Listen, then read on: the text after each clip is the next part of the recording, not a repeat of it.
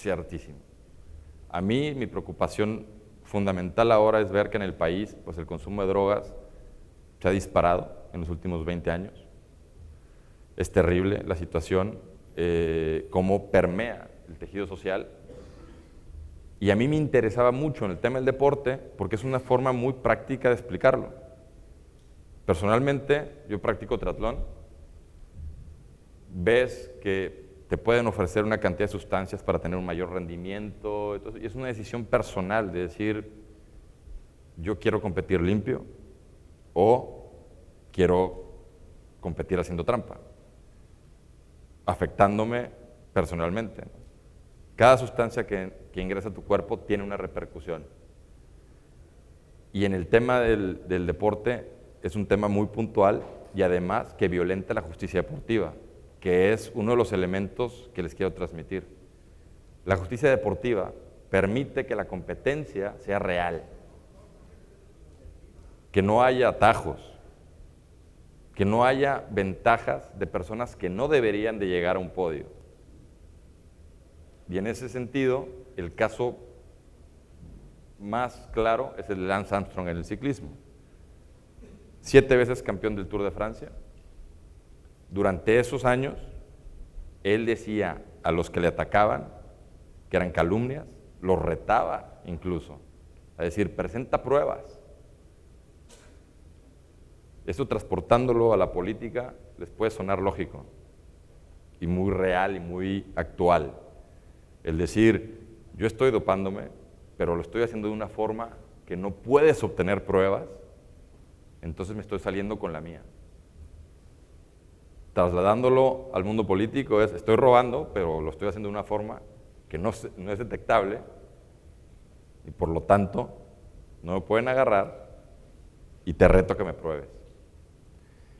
Eso violenta dramáticamente y eso puede continuar hasta en cuanto no haya personas con convicción que vayan tras esas situaciones y desvelen la verdad. En el caso de Lance Armstrong duró muchos años. ¿Por qué? Porque el organismo del ciclismo internacional lo protegía. ¿Por qué? Por los intereses económicos que existían. No era rentable acusar a Lance Armstrong de dopaje. Él dice que nunca dio positivo, sí dio positivo en algunas ocasiones, pero luego le quitaban esa sanción o salía mágicamente limpio, porque el procedimiento lo acomodaban, porque no era viable para la UCI, la Sociedad Internacional de Ciclismo, y para los patrocinadores. Esa es una realidad que cambió.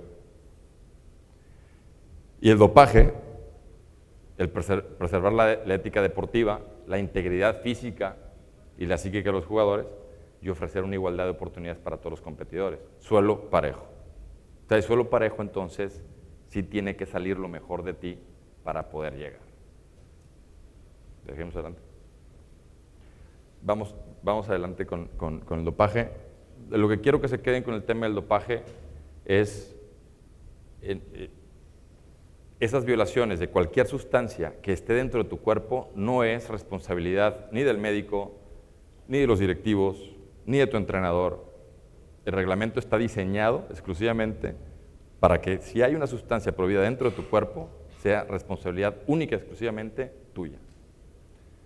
Puede ser injusto para los deportistas, porque dicen, oye, yo comí algo en la concentración y tenía clenbuterol, por ejemplo, que es una sustancia que usan para suavizar la carne y es prohibida.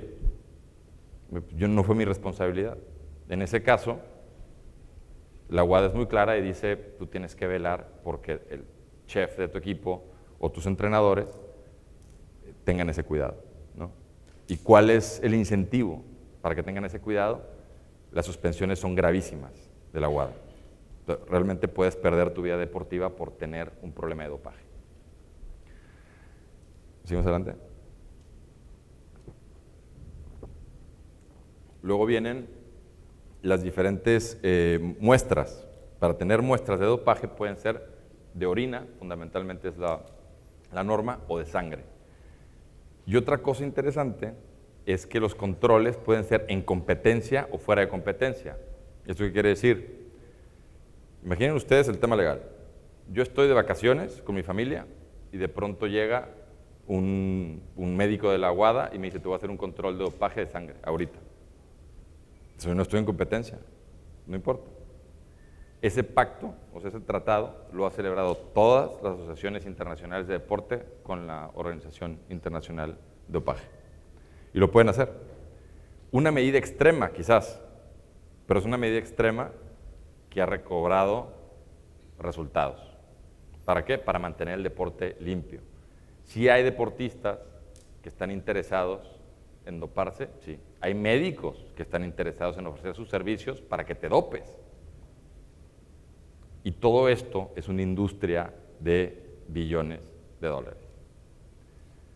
Transportamos esto a nuestra vida cotidiana y es cada persona que consume drogas te pueden decir, no, bueno, es que te hacen sentir muy bien, te hacen sentir a gusto, la marihuana es menos dañina que el tabaco, y ustedes van a escuchar un sinnúmero de argumentos que apoyan el consumo de droga. El alcohol propiamente es una droga, pero que se ha hecho convencional, ¿no? ¿Qué hay detrás de todo esto? Muchos intereses económicos. Y cada vez que uno consume ese tipo de productos, está abonando a que continúen. Entonces ya es un tema personal. A los deportistas les queda claro. No solamente la sanción que voy a obtener si yo me estoy dopando, la problemática que se va a derivar. En el caso de Carmona fue más que evidente. O sea, se acabó su carrera. Y fueron años de litigios para acabar en lo mismo. Adelante. ¿Seguimos? La posesión también es un tema, no solamente el consumirlo, sino te descubren en posesión de sustancias dopantes y es sanción. Si te descubren dentro de tu vehículo sustancias dopantes, es sanción también. Eso se llama tráfico de drogas. En el caso de Lance Armstrong, ellos hacían transfusiones de sangre para que sus glóbulos rojos se recuperaran rápidamente. Cuando uno hace mucho esfuerzo, los glóbulos rojos pierden oxígeno. Y ellos lo que hacían, cuando estaban en reposo, sacaban sangre, los dejaban en bolsas, y cuando terminaba la etapa de ciclismo, donde todos sus glóbulos rojos estaban carentes de oxígeno y para recuperarse necesitarían unas 12 a 15 horas, ellos se transfundían sangre, se ponían sangre nueva, por así decirlo, con oxígeno, entonces este proceso se reducía a 1 hora. Estaban listos para la próxima etapa. Y eso lo hacían bajo las narices de la mayoría de los otros equipos y de las autoridades. Imaginen ustedes la situación de las autoridades que sabían de eso y que no podían descubrirlo. Y no solo eso, que lo señalaba, decir, oye, yo sé que ustedes están dopando. Y nosotros decían, ¿por qué me atacas? ¿Por qué vienes aquí como rijoso? ¿No? Esos son los argumentos que la mayoría de los corruptos aducen para defenderse de sus atacantes, por así decirlo. Y no es un tema que estuviesen atacando personalmente a ningún reportero o a ningún federativo o a los miembros de los otros equipos. Estaban violentando la justicia deportiva, estaban violentando la normatividad y se estaban saliendo con la suya. Traten de visualizar ustedes que se han preparado durante años para una competencia, llegan a la competencia con todos los sacrificios, con haber tomado la decisión de no doparse, decir, lo voy a hacer con mi capacidad física, mi mente enfocada en el objetivo, y llegan a la competencia y van en el kilómetro 30 y dicen, ya llegó Roberto Madrazo a la meta, ¿sí, no? ¿Cómo? Imagínense la sensación, decir, ¿cómo es posible? Y que el juez de la competencia diga, le aplauda y le levanta la mano y diga, ejemplo para las juventudes, qué bárbaro, qué tiempazo hizo. Traten de visualizar la sensación que tendrían ustedes en ese momento. O traten de visualizar la sensación que tendrían de haber llegado al podio en segundo lugar y en primer lugar Lance Armstrong. ¿Cómo? No podía alcanzarlo. Y que ustedes sepan que él se está dopando, que llega y se cambia la sangre y todo. Y tú, se está cambiando la sangre. Y nadie hace nada. O sea, nadie está procurando que esto cambie. Y las personas que están procurando que esto cambie, nadie les presta oídos. ¿Por qué? No estés molestando, o sea, no es cierto. El Señor no se está robando nada, está vendiendo quesos en un casino, o sea, no, tú tranquilo, o sea. ¿Cómo es posible eso? Oye, no, pero, oye, además, tú eres del mismo partido, o sea, ¿cómo se te ocurre decir que no, o sea, debería haber unidad? Hay una cosa que yo desde chico aprendí, que cuando hay unidad, las piezas tienen que ser iguales, si no, es como armar un Lego, o sea, no puede haber unidad si las piezas son desiguales.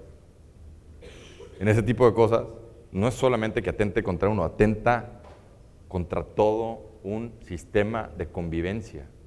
Violenta eso, violenta. Y los que estamos en contra de la violencia, física, intelectual o psicológica, tratamos de poner nuestro granito de arena para cambiar esa realidad, ¿no? Seguimos con el dopaje. Las organizaciones de control de dopaje, seguimos, porque la WADA, algo que quiero que les quede claro, la WADA es un organismo que tiene tratados celebrados prácticamente con todos los países. Una sanción de la WADA, claro que afecta a cualquier país miembro. ¿Cuál es el alcance de que no se cumple una recomendación? En el caso de la Confederaciones de Carmona, la WADA fue sobre la Federación Mexicana de Fútbol, pero le dijo a la FIFA, si no se resuelve esto, porque dijeron, yo sé que en México a lo mejor van a decir, sí, mira, pues, estamos investigando, ¿no? Como esas investigaciones pueden durar 20 años, nosotros tenemos que resolverlo ahorita, porque si no lo resolvemos ahorita, no se juega la Copa del Mundo del 2006. ¿Cómo? ¿Sí? No, se suspende la Copa Mundial. Cuando sacaron la calculadora, empezaron a ver lo que iban a perder, dijeron, FIFA, Federación Cruz Azul, Carmona no vuelve a jugar, ya está. Tal cual. ¿Seguimos? ¿Seguimos? Vamos con la jurisdicción de controversias. ¿Sí?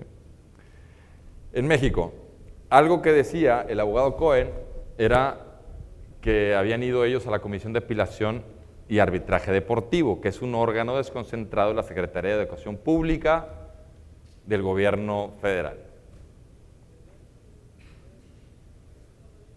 No, seguimos para atrás. La CAD, muy poca gente la conoce. Realmente los casos que lleva son muy pocos y muy enfocados a federaciones y deporte infantil y juvenil. Cada organismo debe de tener su comisión de controversias a nivel de las asociaciones y federaciones, ¿no? Y luego tenemos el Tribunal de Arbitraje Internacional del Deporte en Lausanne, Suiza, que es lo que el abogado Cohen decía que no le aplicaba a él, ¿no? Ese tribunal tiene aplicación en prácticamente todos los países del mundo.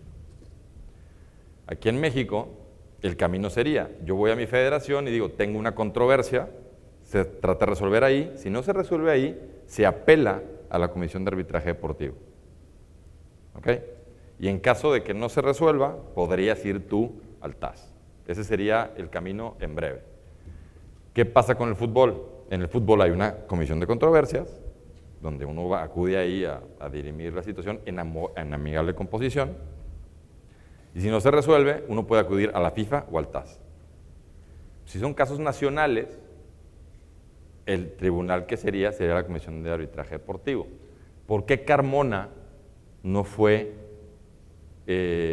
al CAD y fue al TAS? Alguien que me diga ya ahorita con lo que hemos visto. ¿Quién se anima? Aquí el licenciado que está enfrente tiene cara que sabe. Sí, tú.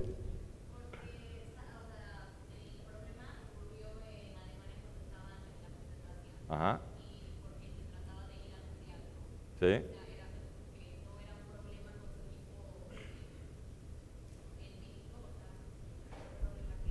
Vamos a ver, aplica la genética. ¿El lugar del hecho cuál fue? El que cometió el hecho, ¿de qué nacionalidad es? Mexicano, ¿no? Entonces ahí tienes dos leyes susceptibles de ser aplicables. La FIFA tiene su sede en... Ok. Entonces, ¿qué ley aplicamos?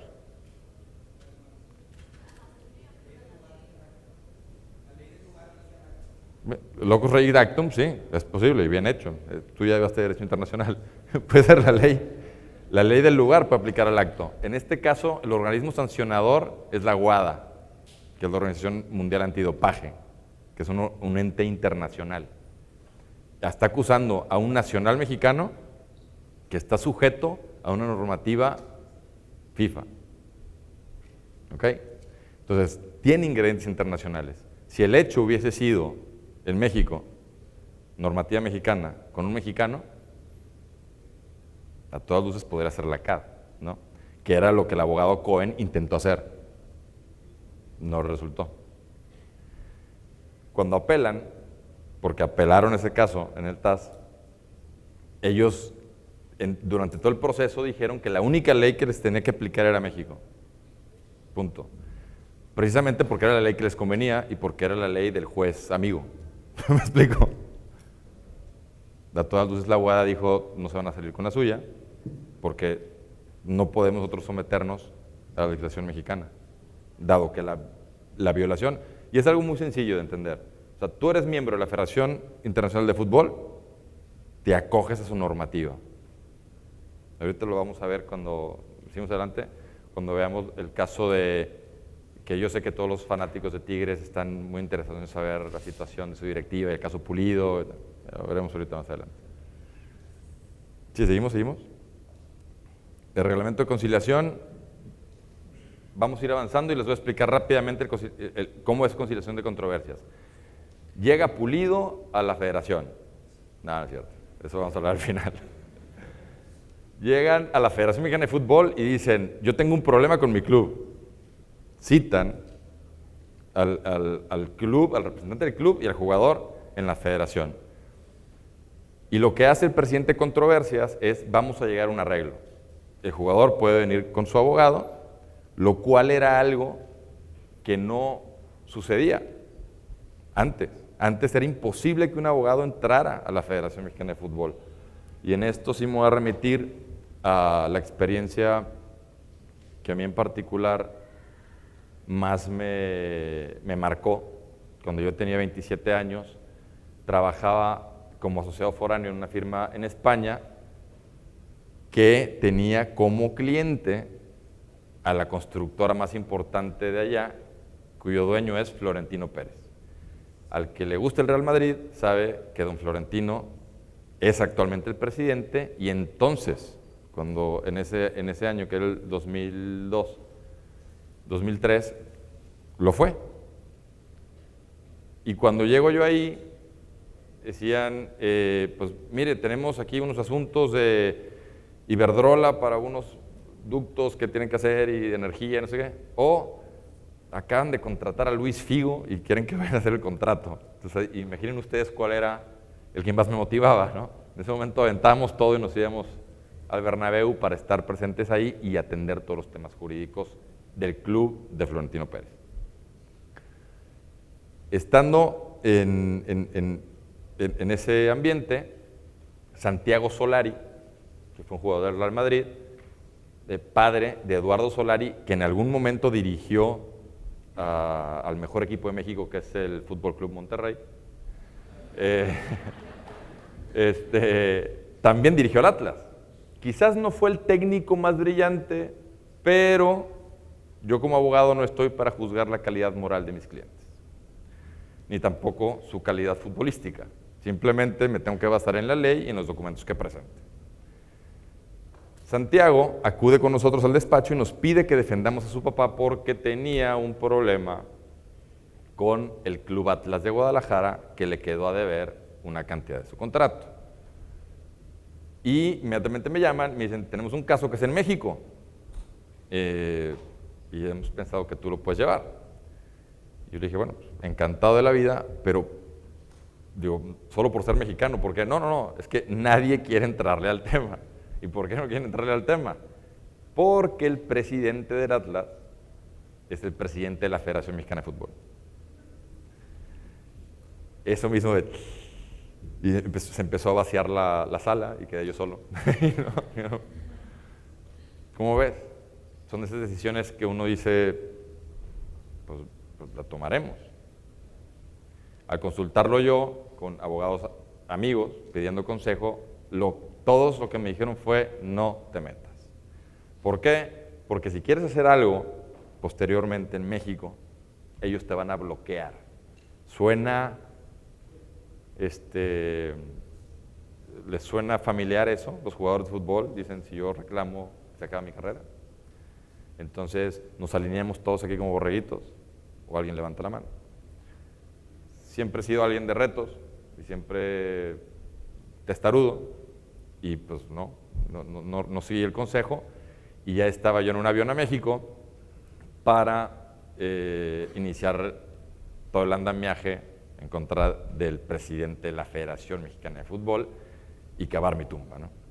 Entonces, Solari, en la opinión de él, decía, como lo dijo Lalde en el video que pasamos, o el Kikín, que le volaron 600,000 pesos y luego la abogada que contrató fue testigo en contra de él. Imagínense el nivel, ¿no? Solari decía, yo la idea que tengo los abogados en México es que se venden a la contraparte, y más cuando está Televisa detrás. Bajo esa aura, llego yo a México y digo, ¿dónde están los documentos? Si los documentos y la ley le asisten a usted, yo voy a hacer todo por ganarlo. Y empezamos. El club, hay otro ingrediente importante, el secretario general de la federación en ese momento, quien es el que por estatutos debe sancionar, era el vicepresidente del Atlas al mismo tiempo. Entonces, eran juez y parte. Vamos a controversias y no permitían ellos el acceso a abogados.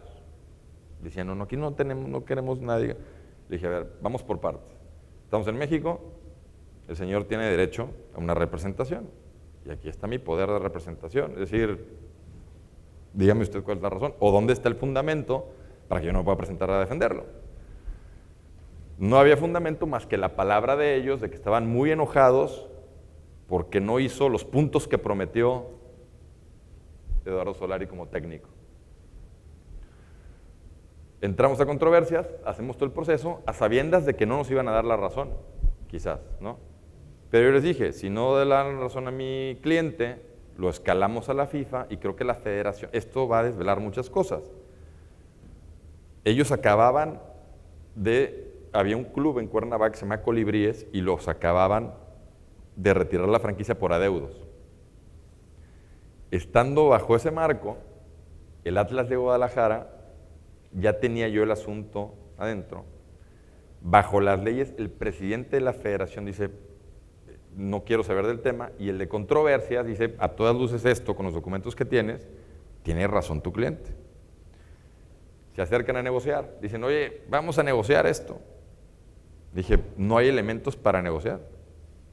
O sea, negociaría si mi cliente no tuviese toda la verdad o no tuviese todos los elementos, entonces sí podemos negociar, pero esto no está sujeto a negociación. O sea, ustedes quedaron de pagarle, le pagan. Le firmaron unos pagarés, se los entregan. Punto. O sea, es muy sencillo.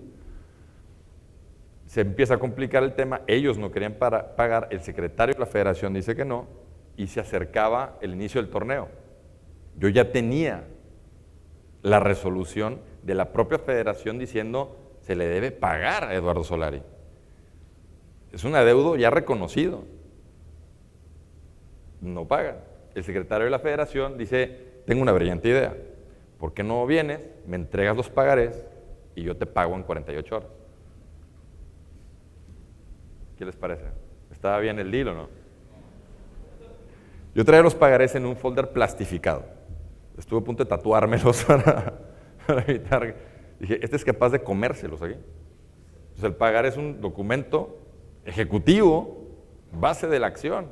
En caso de que no tienes esos documentos, se esfumaba todo. Me cita en la federación en un hecho ya controversial, porque en ese momento ya la prensa ya había captado la atención y decían, qué mal está este tema de que están encubriendo al Atlas de Guadalajara, que es el club del presidente. O sea, inicia el torneo y el Atlas se presenta a jugar.